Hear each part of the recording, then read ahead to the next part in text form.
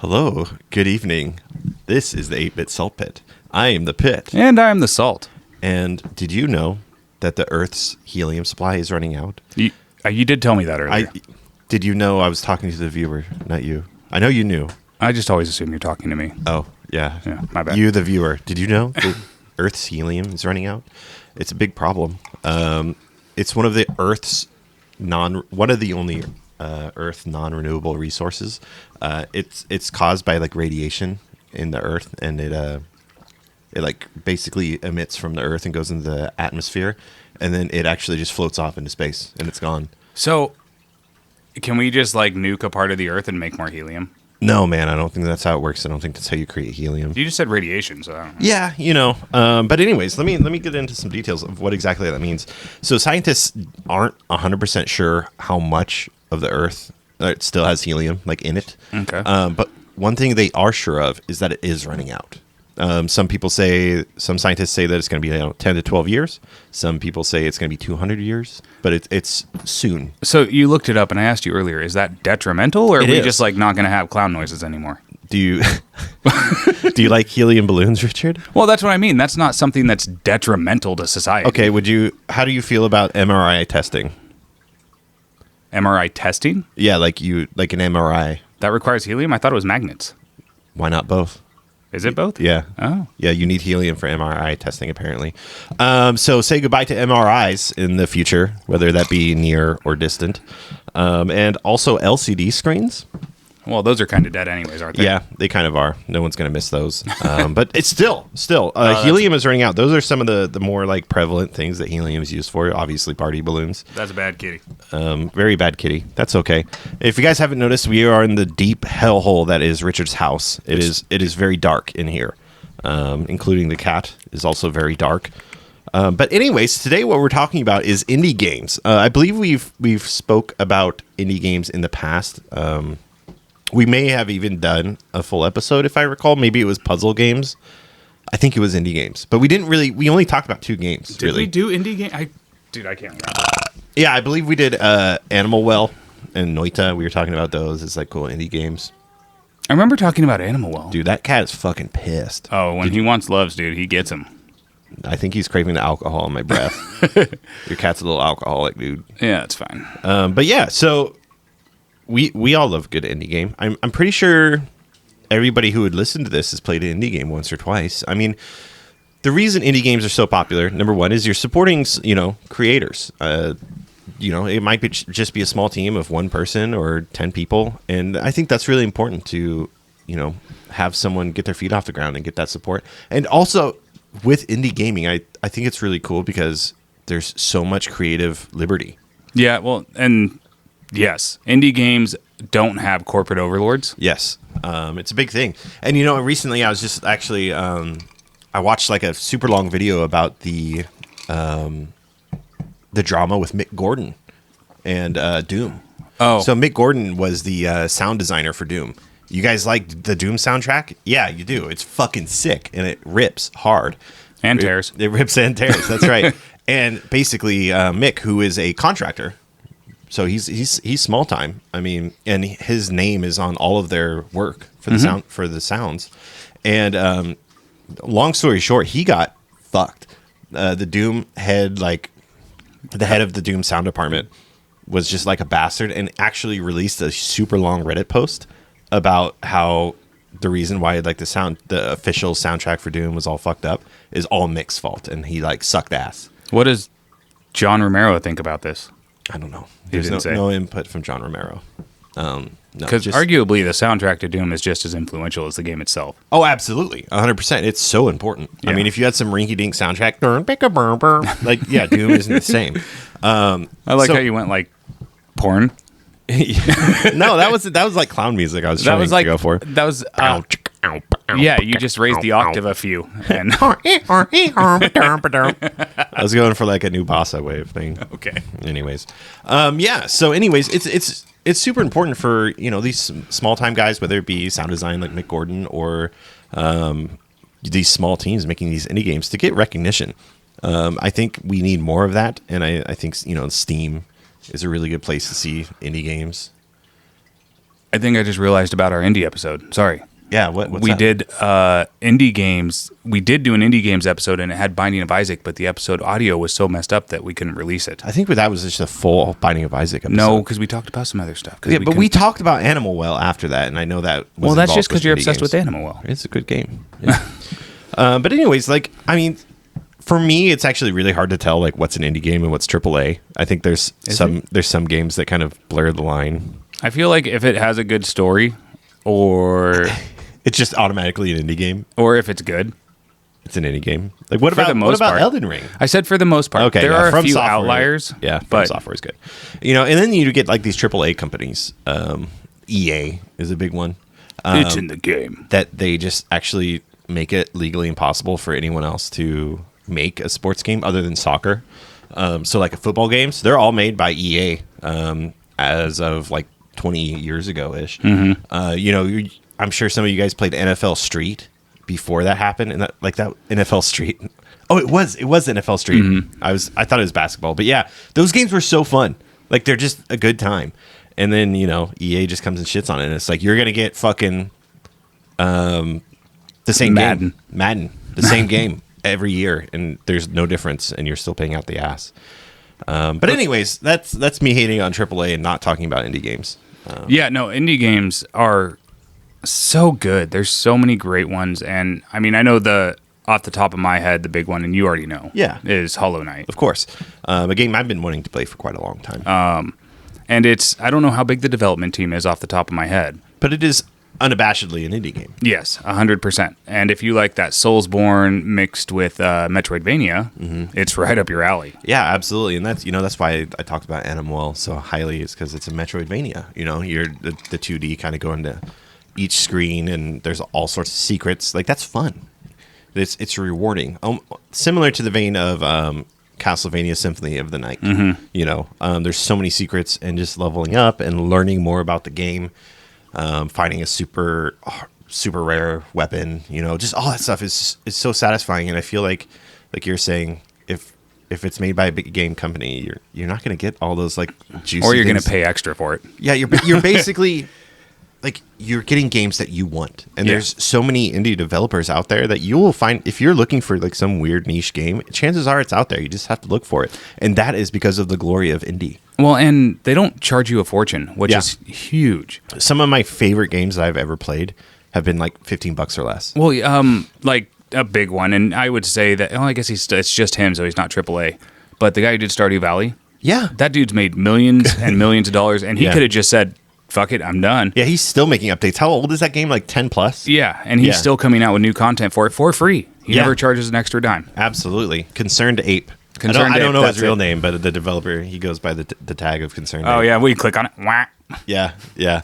Yeah, really great game. And it's really fun. I actually remember we started a game of Stardew Valley and never finished it. That's right. We were like gay farmers. I'm pretty sure we were setting out to marry each other because everybody else fucking hated us. Yeah. Yeah. Yeah. I'm We pretty- were bastards to I'm pretty sure everybody. Leah's gay. Like she'll marry a dude, but you know she's I know that pain. yeah. Oh fuck, dude. That's.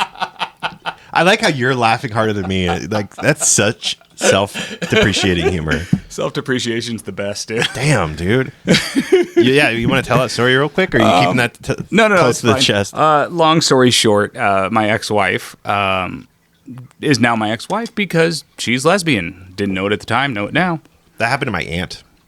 Her not husband was gay? Yeah. Okay. Different What? gender. My bad. I should have clarified. You know, there's a really great VR game, indie VR game called Blade and Sorcery. I have played Blade and Sorcery. Blade and Sorcery is so fun. It is. Again, it's just the creative liberty that they have. And the thing I've with- mentioned it before. Indie games there with like Blade and Sorcery that most AAA developers don't allow is that indie games allow people to go in and add and change and Oh yeah, mod absolutely. You typically like with at least a medium-sized team, you'll see much more frequent updates, a lot more freedom, mod support, shit like that. Like you don't see a lot of AAA games that have official mod support. No, You know? Bethesda. I mean, but that's just because they need somebody to fix their games. Yeah, true. Yeah, I'm actually But yeah, actually, they're unofficial mods though. Like if you buy the new Skyrim, like they have unofficial mods that they made official and put into the game, but they also made it harder to add any new mods. Oh, I didn't know that. Yeah, it's pretty fucked up. You know, you can get all, but there's speaking of games, AAA games that have like infinite mods, like mods for everything. The Skyrim. If you guys ever want to go down a dark rabbit hole for mods, look at Skyrim, dude. Like the top rated mods. It involves some shit. Yeah, honestly, you will install mod packs that are like 200 plus gigs, and the game's like 20. Yeah, exactly. It's like now all the female models are fucking like mega gorgeous and curvaceous, but like the dudes still look the same and they're like haggard. It's like, and the dragon's Macho Man Randy Savage. Yeah, or Thomas the Tank Engine. Yeah, you know, I mean, oh God, I guess I could just list off some cool indie games. Blasphemous was sick. I really enjoyed the art style of the Blasphemous. That's what drew me in. Yeah, absolutely. Actually, we recently played an indie game together. I actually maybe this is a sore spot because you didn't play it as much as I did, but chained together. That is a sore spot. I'm sorry. Here we are talking about it. Yeah, Corey decided he was going to go ahead and beat it without me. Yeah, I thought we were bros. Yeah, well, it's pretty cool. So Chained Together basically is a. I'm sure you guys have heard of like those climbing games. It's called like Travel Up or Climbing Up or whatever. I can't think of the fucking name, but they became popular. There's a couple games, and literally, it's just a platformer where you're trying to get like super high up in the air, and you're climbing all sorts of random objects. And if you miss, you lose your progress. And that's the thing is, if you fall, you're fucked. Like you could just potentially just fall thousands of feet below and have to start over. There's no save points typically. And Chained Together was a pretty cool one because, like the title, it's multiplayer, and you're trying to climb out of hell, and you're chained with up to 3 other players. Sorry to interrupt you. Sure. Who'd you beat it with in under an hour and 50 minutes? The hour and 20 minutes that we did was with Neil. But I will say what's interesting about, you remember how there's those angel wings that you can pick up? Mm-hmm. So if you get all 10, when you start a new game, you can say like, do you want wings? And you say yes. And it allows you to like fly. Not like fly. You can fly up a little bit and then you glide. Oh. For a good distance. Well, that would make it way easier. Oh, we hauled ass. But then it also made us think, like, is it actually feasible to do it in an hour, 50 minutes? Like, without the wings? You would have to be hauling ass. Big time. But, the ending was, oddly enough, a cliffhanger. I'll make sure to talk shit to Neil, too. Yeah, do that. Well, he was there in the Discord when you were raging, so. Was he? Yeah. Oh. Yeah, I was like, uh-oh, Rich is mad. That is not an indie game, Corey. What? Cyberpunk. Oh, I thought you were talking about Cuckold Simulator. Yeah, I was. My last birthday in March. He really, really, really wanted this game, and his friends came together to buy it for him. That's exactly how it went. I was like, man, I wish I had enough money for the fucking $2 Cuckold Simulator. And they're like, yes, we'll do this for you because it's your birthday. Now I have Cuckold Simulator. I have 0 hours in it. It's not the one I wanted. There's multiples. There's more than one Cuckold Simulator. I wanted Cuckold Simulator 2024, and you got me whatever that swill is. It's like when you open a fucking Christmas present and you wanted the Super Nintendo, and your mom got you a Nintendo.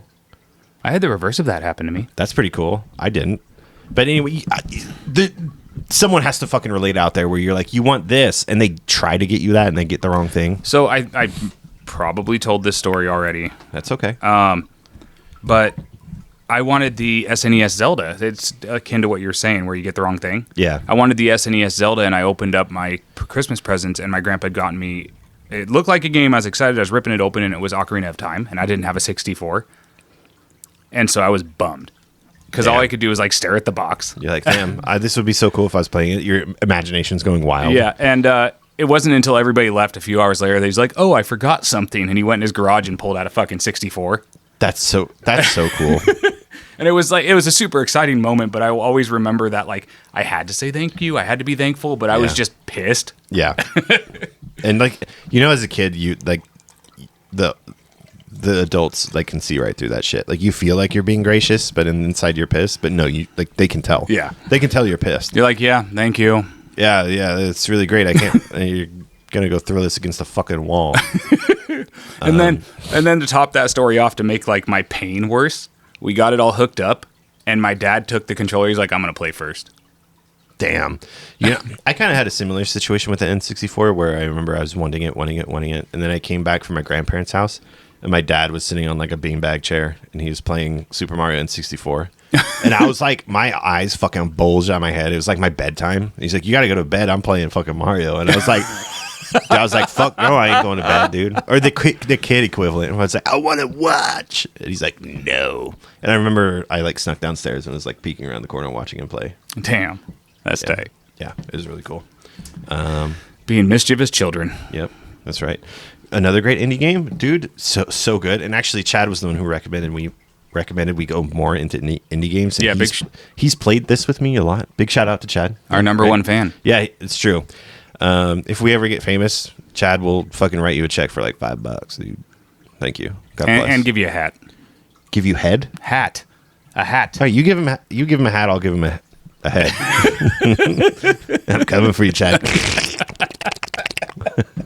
That's so gross sounding in these headphones. It's gross. I'm sure it's gross sounding coming out of the fucking speakers too. But anyways, Deep Rock Galactic.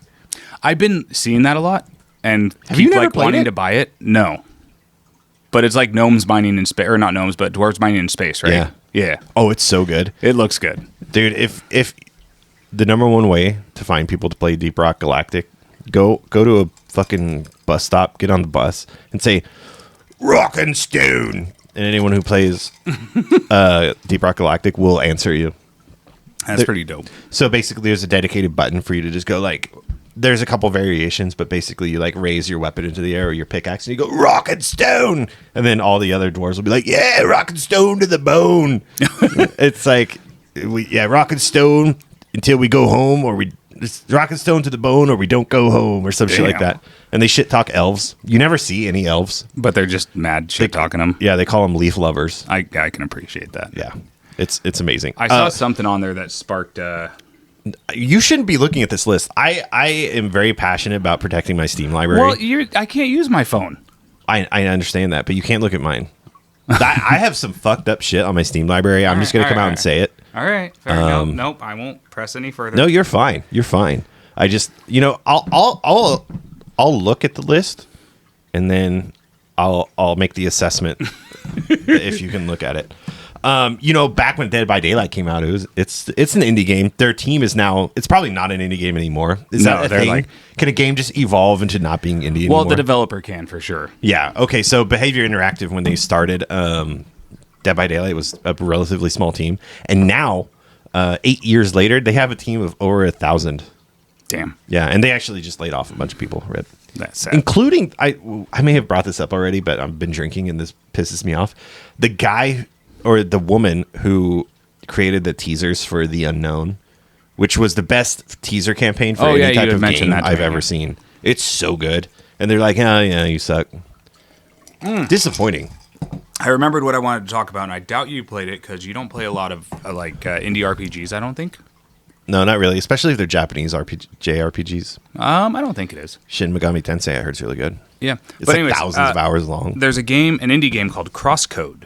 I've never heard of that, no. And it's a super cool, the premise is you're this girl who basically what's that BR anime?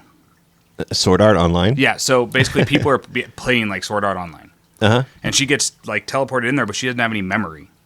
And you're playing through the game, you're meeting these people, and everybody's flaming her. They're like, you're a fucking noob, you suck. Wait, right? is that the one where she has a mental illness?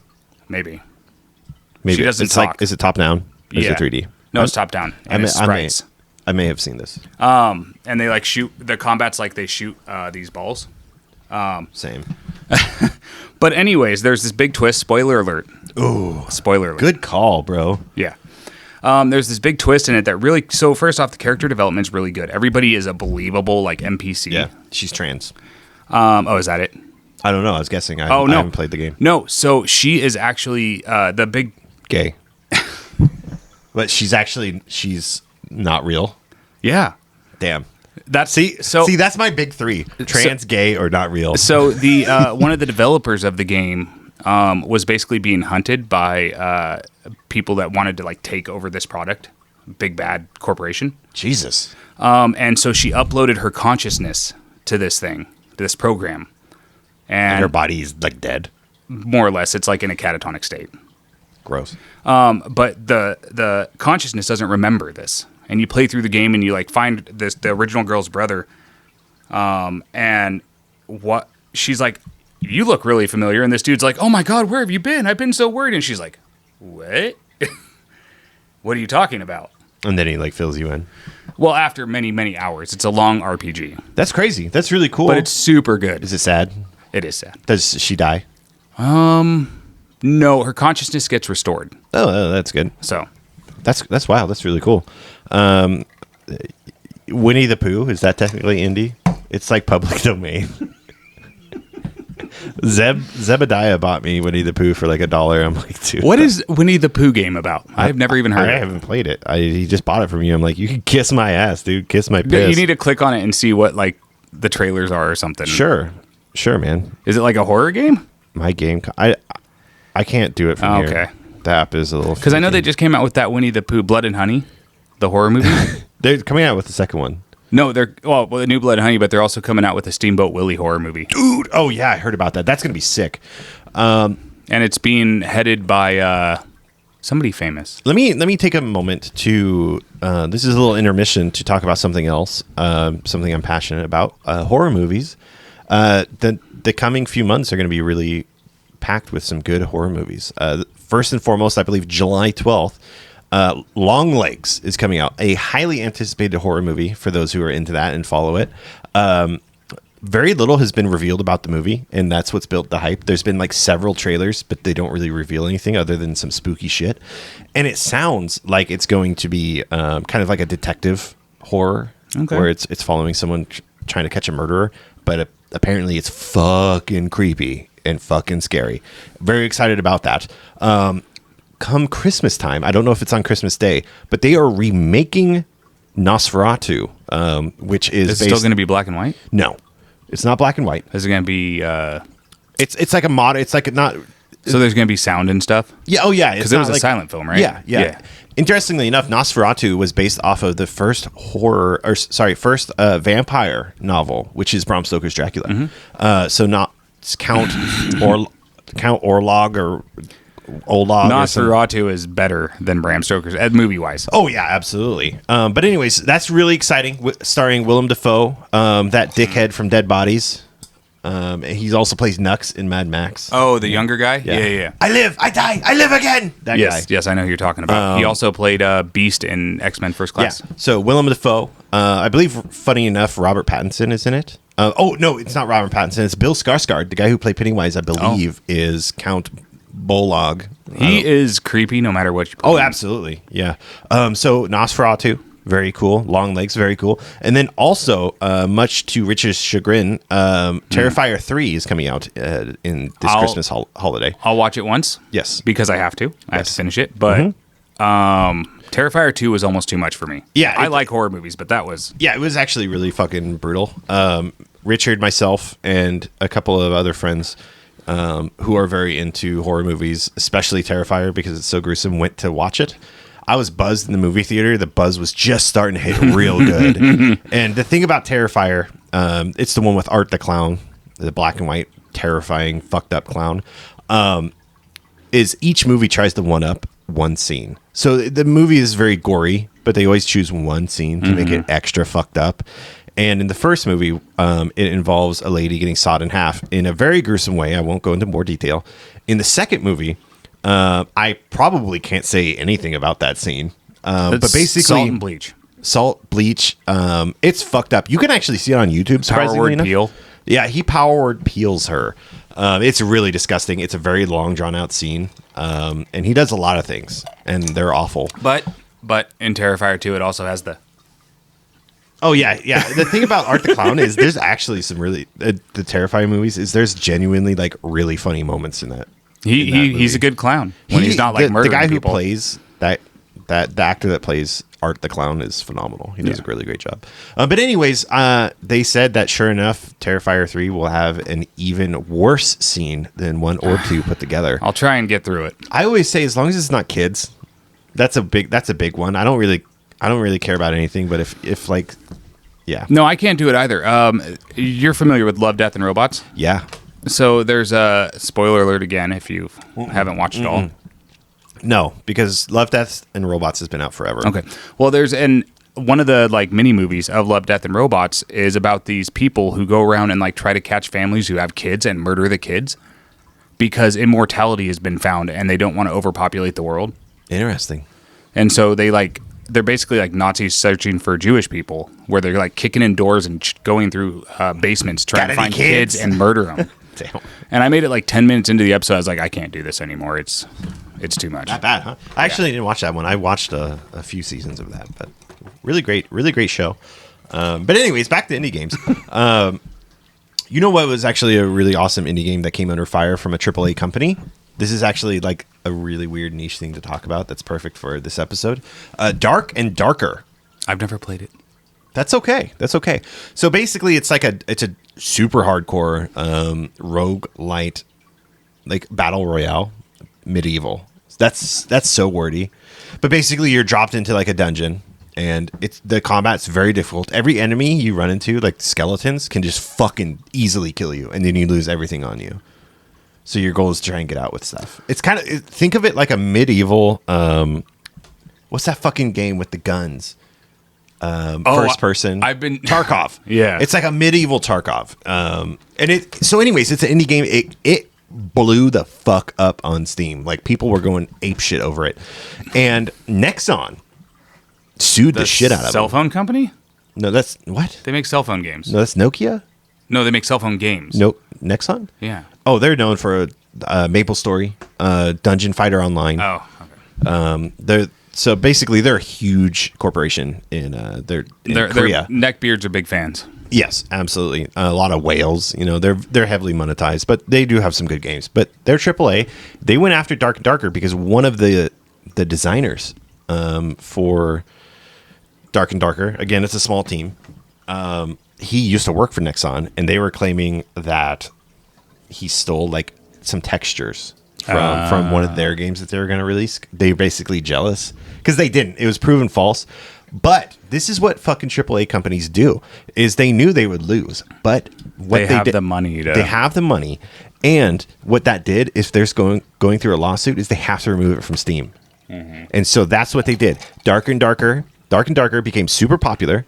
They sued them. They had to take it down until the settlement was done, and by then the hype had died down. And now the player base is way lower than it would have been, and the hype is died. And now, not a lot of people play it. For some of the more hardcore fans, there was like some third-party websites that you could still download it. So what happened if like you already owned it? Well, I think it was like a free demo.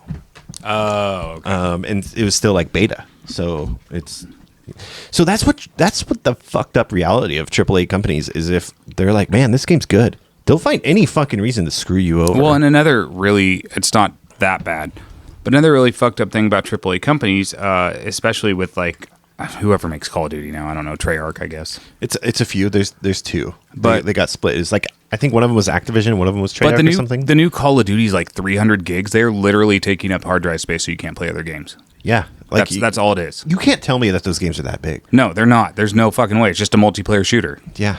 It's insane to me. Overwatch is like 60 gigs. Well, not to mention it kind of has the Madden effect where they're releasing so many goddamn Call of Duties. I don't know what the fuck they're on. Black Ops 6. That's the most recent one. Black Ops 6, dude. Yeah. That doesn't make sense. No, I don't remember. Why are you doing Black Ops 6? No. See, that's crazy to me. AAA companies, they're just like they're soulless. And it's actually very surprising to me that they can still do that because obviously they're making money. There's a crowd for that. There's dudes that go home. They're not really nerds, but they like Call of Duty, and that's okay. Maybe it's not okay because everyone in Call of Duty is a racist piece of shit. Yeah. Call of Duty and League of Legends. There's our Pits of Salt right there. Oh, we doing League of Legends Pits of Salt? We can do. I'm down, dude. You like League of Legends? I do like it, but I could talk some shit about it. Wrong fucking answer, dude. Anyways, yeah. So it's just. I fucking hate AAA developers. You know, there's some that are so good. Like From Software, they haven't missed a beat. No, and you know, well, it seems like they genuinely care. Look at the expansion. Oh yeah. That's a whole other game. How much was it, by the way? 30? 40? That's pretty intense. But like you said, it's big. Yeah, right? it's basically a whole other game. That's incredible. I mean, you know, people wanted it. They gave it. It's not as big as like Elden Ring itself, but I would akin it to like Dark Souls 1.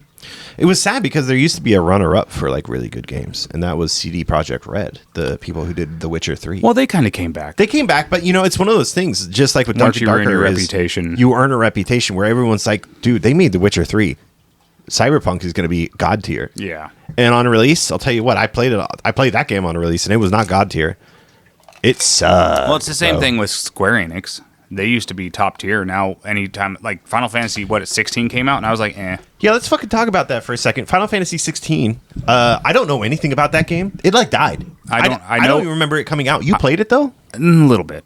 But you didn't even bother to beat it? No. A Final Fantasy game? No. Richard? Saltmarsh not beating a fucking Final Fantasy game? Well, the problem is they tried to make it edgy, and that's... Is it too edgy? Is that what you're saying? Well, they're like... Okay, so it's the first Final Fantasy that's rated M. They use cuss words. Fuck. Yeah, and so it's like, that's not why I go to Final Fantasy. I go to Final Fantasy because I want to be, you know, whooshed away into a fantasy realm. Sure. I want to be brought into the story of these characters that really, like, give me emotion. And in Final Fantasy 16, it was like, I'm this king's son, and I need to save the world. Yeah, they already did that with 15, bro. Noctis. Yeah. But anyways, what? Well, I'm making myself comfortable. I can see that. Anyways, yeah, that's kind of disappointing because Square Enix is up there. I mean, they'll forever be cherished in my hearts. At the time of watching, what's it called? The new expansion for 14 just came out. And Dawn Trail. I'm down for 14, and Cheers. I just think I'm more open to older Final Fantasies. But my point being is that AAA developers, they lose sight, they lose soul. They don't have that. I'm in the barbecue stage of my period right now, so if you fucking smell anything, dude, ignore it. That is the grossest thing you've ever said to me. Oh my God. The barbecue stage of your period.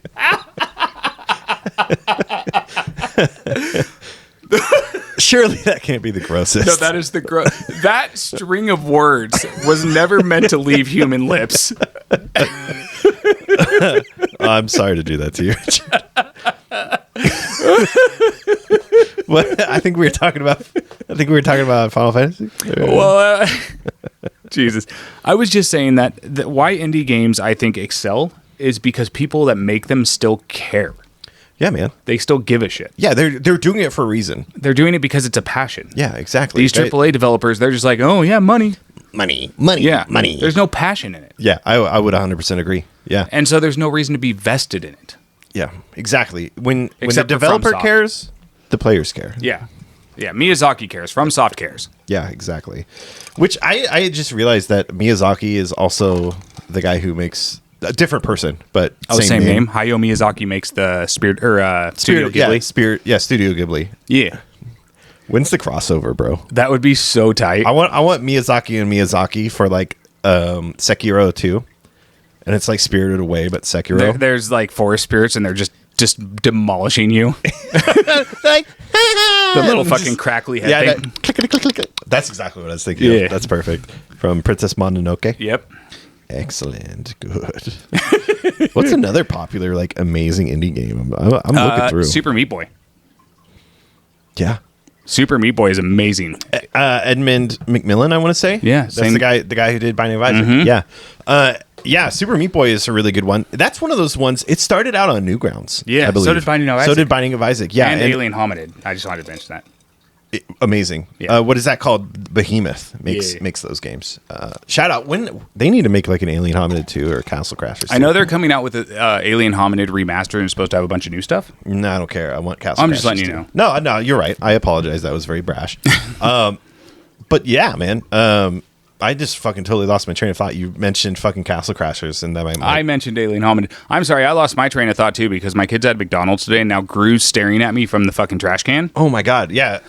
What movie are they on? Like 5 or 6? Despicable Me. Yeah, I think the 5th one's coming out. That's wild.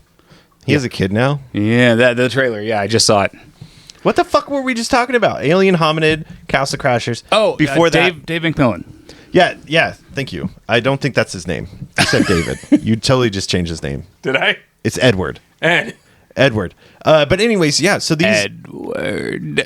yeah, Salad Fingers was also on Newgrounds. There you go. I know that was Full Metal Alchemist, yes. But it made me think of Salad Fingers. Cat. Jesus. But anyways, yeah, a game that starts out free and then just grows in such popularity that you can monetize that, and then make better games. Phenomenal.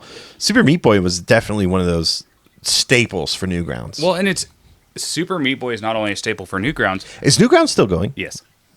I haven't checked Newgrounds in 20 years, it's literally. A staple for indie games. It was that and Fez were the first big indie games. Yeah, Fez was fucking tight. And that started was inspired by that. Started that movement. Mm-hmm. Yeah, if you like puzzle games, Fez is really cool. Oh my god. Also, Newgrounds introduced me into 18 plus content, dude. They had the dirty shit in there. They still do. I fucking believe that. What the fuck is this, dude? Mike, bruh. He wants your barbecue period. He does, dude. All right, I gotta put my legs together, dude. I'm attracting too much attention. What's that say? What do we?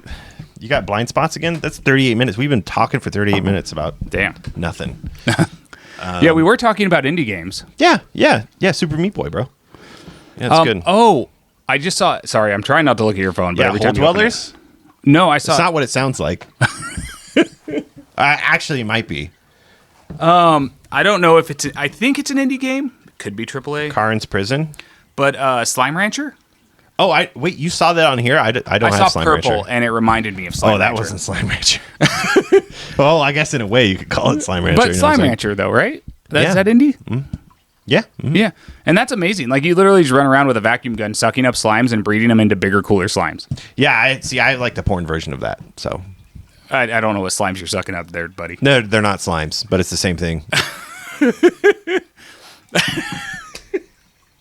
Oh, you're making new things to progress. Absolutely not an indie game. And I'm sorry, but I just picked up Leisure Suit Larry, Magnum Cum Laude. Oh yeah, good. I'm glad we can be fucking perverts together. Yeah, I don't want you to feel alone. Yeah. You guys out there, you know why you can never see what game I'm playing and you can't see if I'm online or not? Yeah, that's fucking why. Okay, leave me alone, dude. I'm an adult. I can do what I want. It's true. I don't know why you're ashamed of it. I'm not ashamed. Is Chrissy ashamed? No. Quite the opposite. I'm sorry, the way that you're I'm super secretive about it. I don't tell nobody. That's for me and my own. No, that's fair, dude. You're entitled to your own privacy. I'm getting fucking bricked up, dude. Indie games. Yeah, we're talking about indie games. Yeah, we're drinking and we're talking about fucking sex games. Which are mostly indie games. Fair enough. Except Leisure Suit Larry is probably an indie game too. Oh. Bruh. One of the best indie games I've ever played is so fucking underrated. And I've told so many people to play this game and nobody will play it. Nobody. And fuck everybody that I've ever said, hey, this is a good game. The Return of the Obra Dinn. Oh, it is good. I watched the story. I didn't play it. I watched the video. Fucking wiener. Okay, no, hold on. One of the best indie games ever. You need to shut your mouth for a second. Mic drop. No, you need to listen and shut your mouth for a second. How many things do you not enjoy because you're just like, I'm just going to read the synapse and move on? Who? You. How many? I enjoyed that. But how many things do you not partake in the actual item because you're just going to read the synapse and move on? The synapse? Or the story or whatever it is. The synopsis? Yes. So many things. Okay, that's what I did with Obra Dinn. I watched the video. It really doesn't do it justice. You're such a fucking... That's how you know when it's coming from me that it's sincere. Because, for those of you who don't know, I don't really watch a lot of movies. And there's several games that I don't play simply because I find it much more entertaining to just read the story online. So, if there's a movie that comes out, I'm like, oh, that looks so cool. I won't go and watch it in theaters. I'll just read the plot. And I'm like, wow, that was cool. I know that makes me fucking super weird. And it's one of these weird niche things that I'm actually really surprised. That's unique to me. It's one of my unique qualities that seems like it's normal, but it's not. You're a walking spoiler alert is what you are. Yeah, it's true. Anytime a new game or movie that Richard wants to see comes out, or a good example is the DLC for Elden Ring. I will immediately, day one or prior, if I can, like look up the last boss and look up the ending, and it doesn't bother me at all. And then I'll be talking shit or something. Yeah, he'll be like, "Hey, Corey, you little fucking pussy." I'll be like, "Oh, you want to fucking play this game? You want to know the final boss of the Shadow of the Erd Tree? It's Radon and Mikola." No spoiler alert for you. So actually, if you haven't gotten that far and you just listen to this, Chad, our only listener, who actually doesn't even play Elden Ring. Why Radon and Mikola? That's femboy impregnated. Yes, it's true. Richard constantly calls Mikola, who is the main antagonist technically of the DLC, a her, and I have to keep reminding him. Although it looks like a woman, tastes like a woman.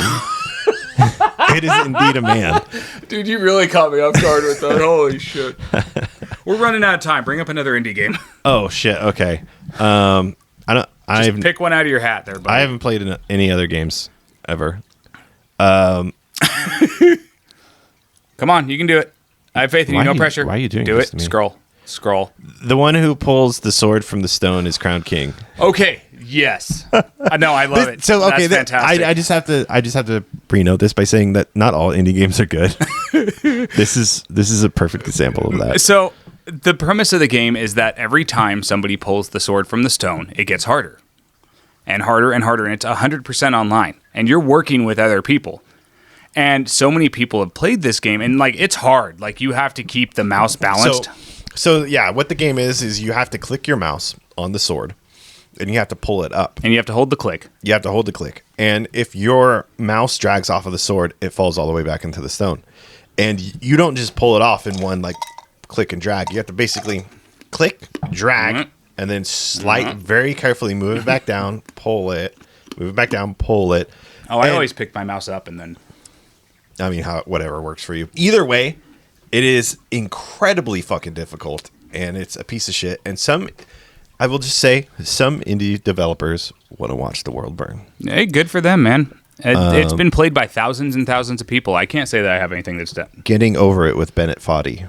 Fuck that. You know who never got over it? Richard. You know who never got over it? Me. I tried so hard. Oh, yeah, me too. Yeah. So hard. Yeah. Was that the cat or your ass? Yes. Okay.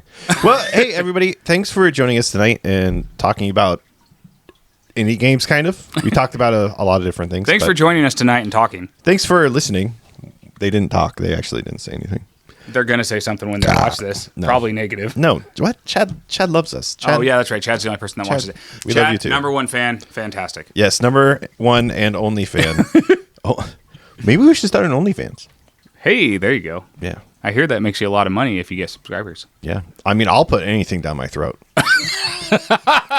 Not for free, though. I just want to clarify that's not for free. Have a good night, everybody. Yeah, have a good night.